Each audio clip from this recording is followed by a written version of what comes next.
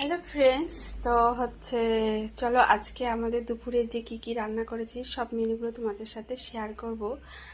আর যেহেতু ওর বাবা আজকে বাড়িতে এসেছে, তাই আজকে প্রথম এই বছরের প্রথম খাচ্ছি। আর সেটা কি খাচ্ছি তো চলো তোমাদের সাথে একটু শেয়ার করে নিই।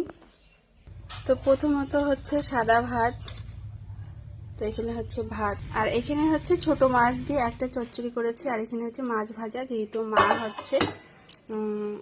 চিকেন খায় না সেখানে। তো এই এটা কি বলো তো বন্ধুরা, তো এটা চিংড়ি, এঁচড় চিংড়ি আর কি। তো এবছর প্রথম খাবো, তো ভাবলাম তোমাদের সাথে একটু শেয়ার করি। আর আমি একটু শুকনাই করে করেছি। আর করেছি এখানে চিকেন কষা।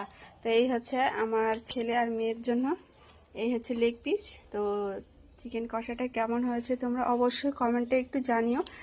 আর আজকে এই ছিল আমার মেনু। তো তোমরা সবাই ভালো থেকো, টাটা।